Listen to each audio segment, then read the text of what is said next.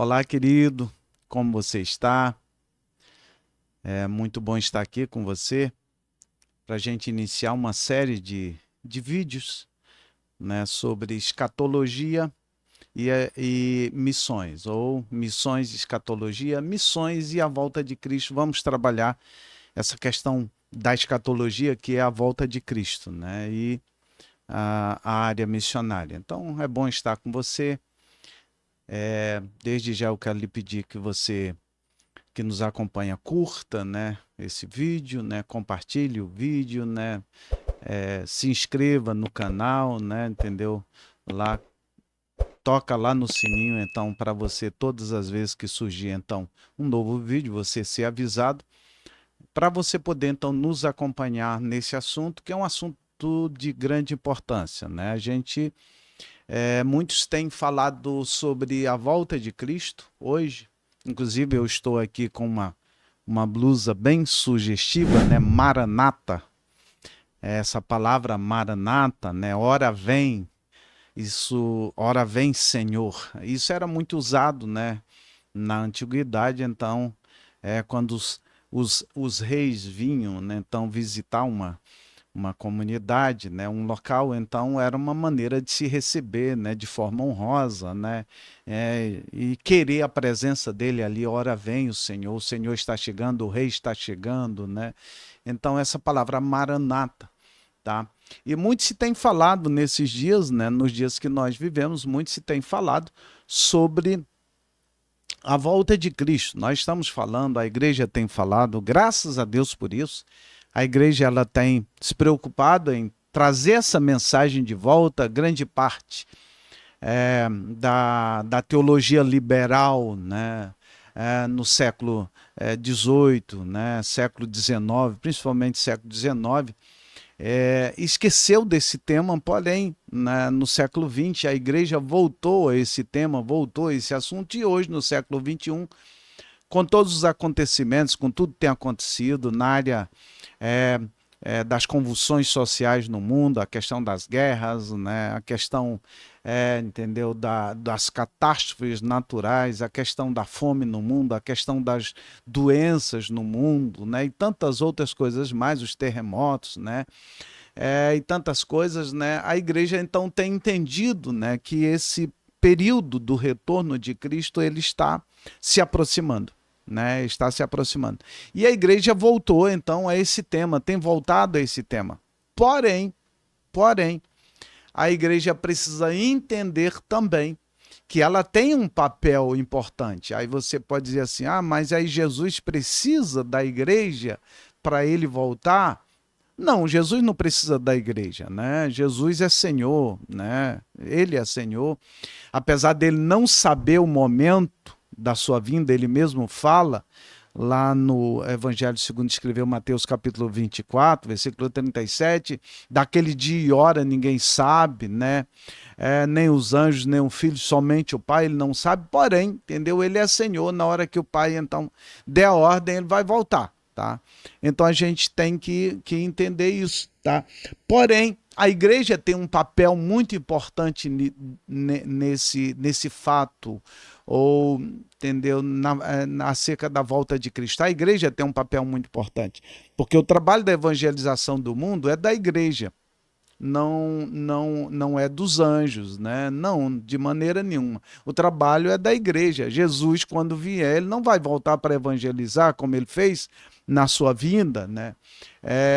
Indo de aldeia em aldeia, de local em local, de cidade em cidade, né? Anunciando o reino de Deus. O reino de Deus está próximo, né?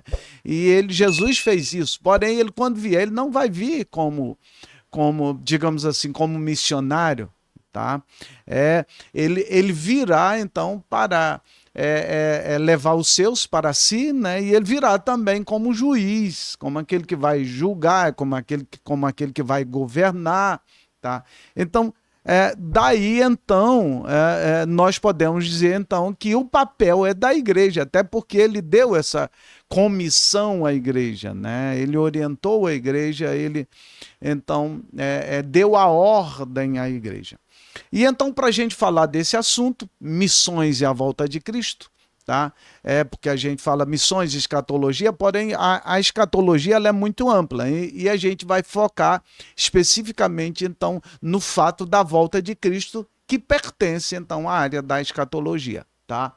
Então, missões e a volta de Cristo. E eu quero então compartilhar com você, né, sobre dois textos, aliás, três textos específicos para a gente então tratar desse assunto, missões e a volta de Cristo. E o meu desejo, né, o desejo do meu coração, tá, com esses vídeos, sobre esse assunto, é despertar a igreja, não somente para estar então se preparando, aguardando a volta de Cristo, né, para qualquer momento, ou seja, Maranata, ora vem Senhor Jesus, porém também para fazer o trabalho que lhe foi confiado, para que então o evangelho seja então pregado, para que então aconteça, né, a volta, o retorno do rei, o retorno do Messias, o retorno de Jesus Cristo, tá?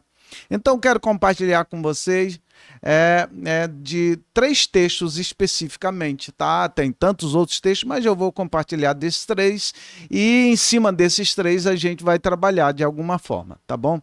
Bem, primeiro está no Evangelho segundo escreveu o apóstolo João, capítulo 14, versículos 1 ao 3, né? Evangelho segundo escreveu o apóstolo João, capítulo 14, versículos 1 ao 3. Diz assim, Jesus falando com os discípulos, né?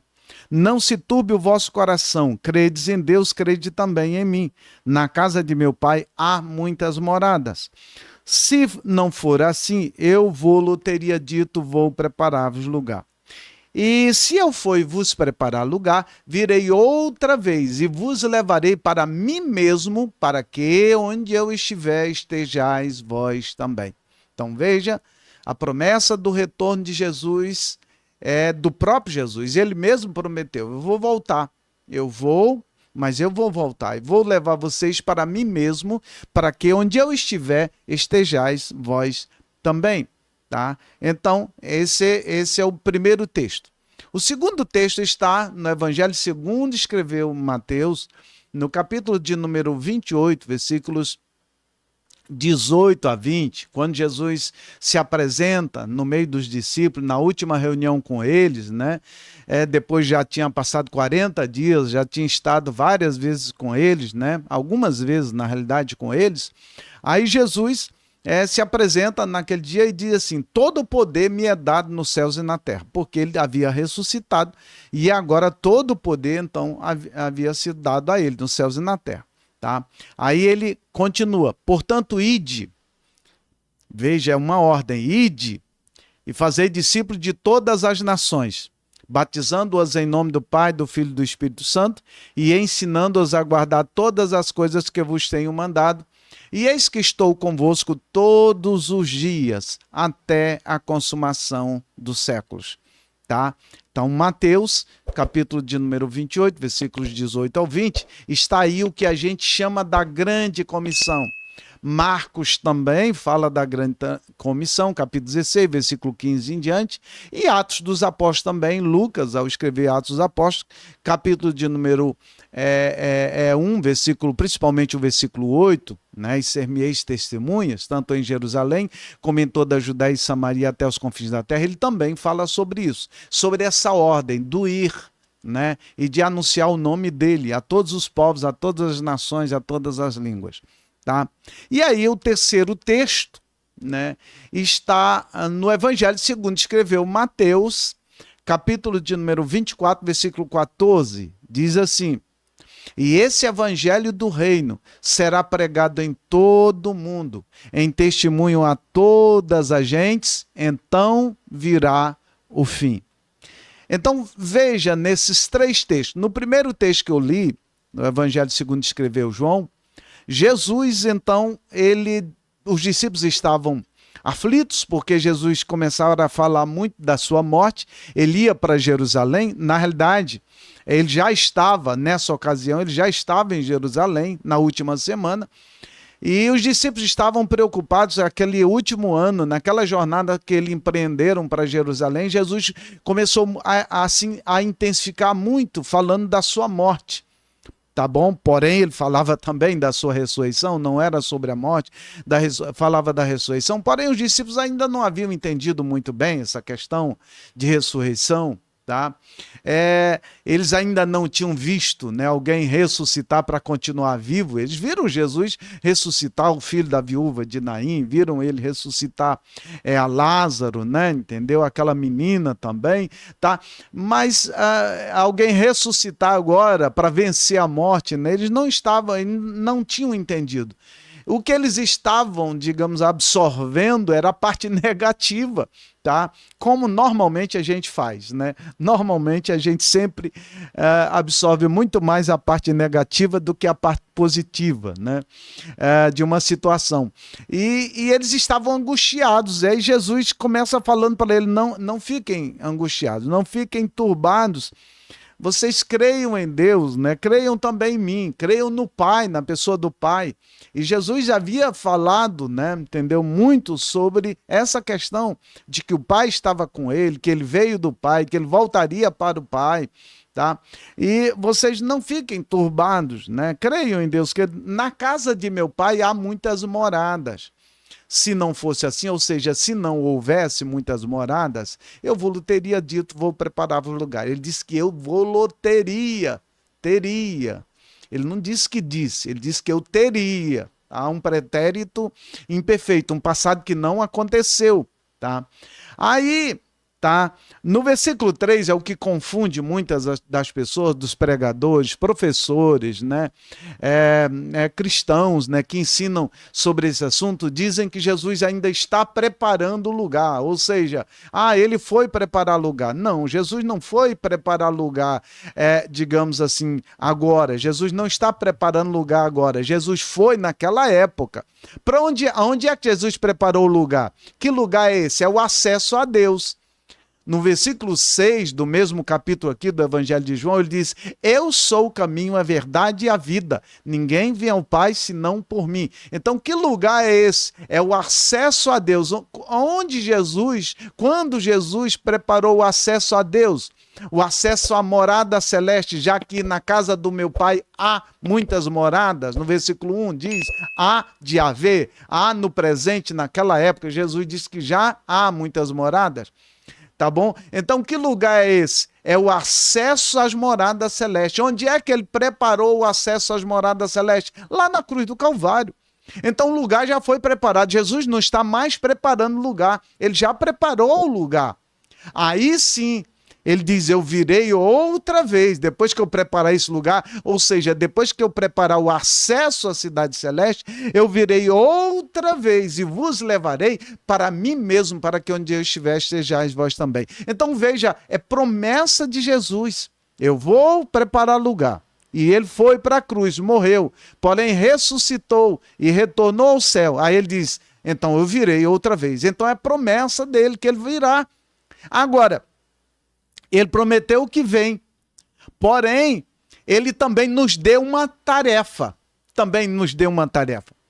Porque ele então fundou a sua igreja. Aí no capítulo 16 do Evangelho segundo escreveu Mateus, tá? Quando ele questiona os discípulos, que dizem os filhos dos homens, quem diz os filhos dos homens que eu sou, ou seja, que o filho do homem é, aí uns dizem, entendeu? Uns dizem que tu és João Batista, outros Elias, outros Jeremias, ou um dos profetas. Aí ele pergunta a eles, né? E vocês, quem dizem que eu sou? Aí os discípulos dizem, no caso aí Pedro diz, né? Se levanta e diz: eu te digo que tu és o Cristo, o Filho do Deus vivo. Aí Jesus responde a ele: bem-aventurado és tu, Simão Bar-Jonas, ou seja, Simão, filho de Jonas, porque não foi carne e sangue que tu revelou, mas meu Pai que está no céu. Tá? Ou seja, tu não teve uma revelação natural, tu teve uma revelação divina, sobrenatural.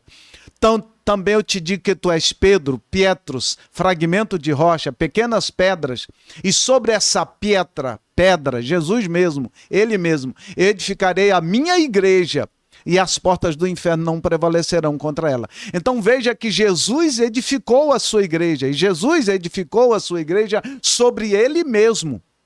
Então ele prometeu que ele vai voltar, Ele foi para a cruz, realizou a obra redentora, morreu, porém ressuscitou, voltou ao céu, prometeu que vai voltar, tá? E aliás, aqueles 2 anjos, né, que estavam ao lado dos discípulos quando Jesus ascendeu ao céu, versículo 9 do capítulo 1 de Atos, eles dizem assim: varões galileus, por que vocês estão olhando assim para os céus? Esse mesmo Jesus que vocês viram subir, da mesma maneira ele virá. Então os anjos confirmam a promessa de Jesus, ele voltará. Tá? Ele virá novamente. Então Jesus foi para a cruz, preparou o lugar. Jesus, ao morrer na cruz do Calvário, então ele nos preparou o acesso a Deus. Ele morreu, porém ele ressuscitou, está vivo e ele prometeu que vai voltar. E agora ele fundou a sua igreja e deu uma ordem à sua igreja. Qual a ordem à igreja? E de fazer discípulos de todas as nações. E de pregar o evangelho a toda criatura, todos os povos, todas as nações, todas as etnias, e de pregar o evangelho a todos, tá? Então essa é a ordem dele, tá? Aí a gente vai para Mateus, no capítulo de número 24, versículo 14. Tá? E esse evangelho do reino será pregado em todo o mundo, em testemunho a todas as gentes, então virá o fim. Então veja, queridos, que existe toda uma conexão entre a volta de Jesus e a pregação do evangelho. Entre a volta de Jesus e a pregação do evangelho, tá? Mateus 24:14, Jesus é bem claro quando ele diz: e esse evangelho do reino será pregado em todo o mundo, em testemunho a todas as gentes, então virá o fim. Que fim é esse? Tá? Dentro da nossa interpretação é a volta de Jesus, né? Aí tem outras interpretações, mas dentro da nossa interpretação é a volta de Jesus. Esse é o fim do presente estado de coisas, né? Para então, digamos, começar o reino de Deus, digamos assim, totalmente aqui na terra, porque o reino de Deus já está presente através da vida da igreja. A igreja faz parte do reino de Deus, porém esse reino será então pleno quando Jesus voltar para governar, tá? Então ele prometeu que vai voltar, porém ele diz: a igreja então tem uma missão, né? Que nós chamamos de comissão, ou seja, Deus tem uma missão, de que todos os povos conheçam quem é ele. E a igreja, ela tem a tarefa de participar dessa missão, daí a grande comissão, participar dessa tarefa de anunciar Jesus Cristo, tá? E aí, para Jesus voltar, então nós precisamos cumprir com a nossa tarefa. Aí nós dizemos: Maranata, ora vem, Senhor Jesus. Mas e aí, o que nós estamos fazendo então para cumprir com essa tarefa? Jesus pode estar dizendo para nós, quando você ora, Maranata, ora vem, Senhor Jesus.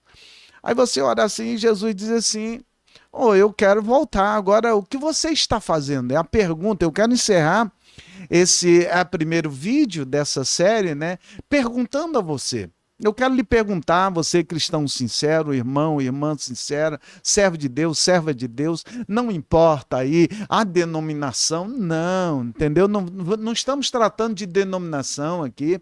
A igreja é de Cristo. João viu lá no livro de Apocalipse, de todos os tempos, de todas as épocas, né? João viu lá no livro de Apocalipse, capítulo 7, versículo 9 em diante, de todos os povos, tribos, nações e línguas que estão debaixo da terra. Então, estão na terra. Então, aí está a igreja de Cristo, né? Não importa, então, o rótulo denominacional, desde que tenha apenas a Jesus Cristo como Senhor e Salvador. Creia que Jesus Cristo é Deus. Creia que ele veio, viveu entre nós como homem. Creia que ele viveu entre nós, apesar de viver como um homem, ele não perdeu a sua natureza divina, porém 100% divino, 100% humano, e como 100% humano em tudo ele foi tentado, porém não pecou, por isso ele pôde efetuar o ato de redenção, de reconciliação entre nós e Deus, Tá? Então, esse é Jesus, e esse é o Evangelho de Jesus Cristo. Tem a Jesus como único Senhor e Salvador, em nenhum outro há salvação, só em Jesus Cristo, diz o apóstolo Pedro em Atos dos Apóstolos, capítulo 4, versículo 12. Aí eu lhe pergunto, o que você está fazendo? O que nós estamos fazendo? O que eu e você estamos fazendo, então, para, digamos assim, trabalhar no entorno da pregação do Evangelho, então, entre todos os povos da terra? O que você está fazendo? O que você tem feito? Você tem orado? Você tem contribuído? Você tem ido na sua vizinhança? Aonde você está? Você tem ido? Lá no seu trabalho, lá no seu colégio, lá na sua faculdade, no meio da sua vizinhança, na sua parentela, você é uma influência no reino de Deus? Ou você tem se escondido? O que nós temos feito como igreja de Cristo para que o nome de Jesus Cristo seja então espalhado e seja anunciado entre todos os povos da terra? Essa é a pergunta que eu lhe faço. Fique com Deus. Fique na paz do Senhor Jesus Cristo. Mas lembre-se, você tem uma tarefa. A igreja tem uma tarefa. E a grande tarefa da igreja é fazer o nome de Jesus Cristo conhecido entre todos os povos. Deus te abençoe. Até o próximo vídeo.